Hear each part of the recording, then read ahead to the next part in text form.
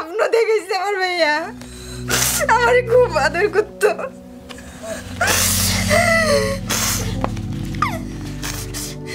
এখনো শোক কাটিয়ে উঠতে পারছে না জুলাই আগস্ট আন্দোলনের শহীদ সাজ্জাদের পরিবার।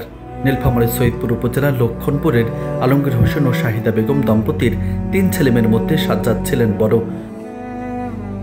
নারায়ণগঞ্জের সোনারগাঁও বিশ্ববিদ্যালয়ে অ্যাপিয়ারেল ম্যানুফ্যাকচারিং টেকনোলজি ডিপার্টমেন্টের শিক্ষার্থী ছিলেন তিনি।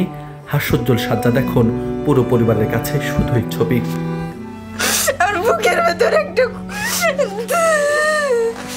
সবসময় এই কষ্টটা যাতে আমার ভাই নেই। আমি জানি আমার ভাইয়া বেঁচে আছে। প্রত্যেক বৃহস্পতিবারে আসবে, না শুক্রবারে আসবে, দেখা করবে, যাই হোক না কেন। এখন আমার ভাইয়া আসে না, অপেক্ষা করলেও।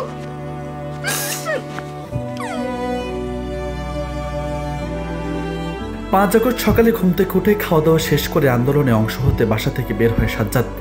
দুপুরে ভাইয়ের ফোন থেকে ছোট বোন নিশাতের কাছে ফোন করে অপরিচিত এক ব্যক্তি খবর দেয় সাজ্জাদের গুলি লেগেছে এবং তাকে মুমূর্ষু অবস্থায় সাভারে এনাম মেডিকেল কলেজ হাসপাতালে নেওয়া হয়েছে। 3 বোন দ্রুত এনাম মেডিকেল হাসপাতালে ছুটে যান। সেখানে গিয়ে ভাইকে দেখতে পান আইসিইউতে।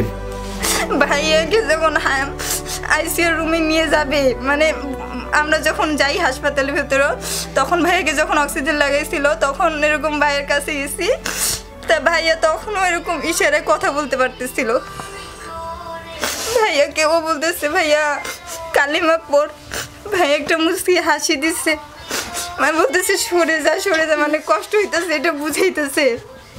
আমার ভাইয়া পরিবারের একমাত্র উপার্জনকারী ছিল, মানে বাবা বলতে ভাইই ছিল। ভাই সব কিছুর দায়িত্ব পালন করতো সব সময়।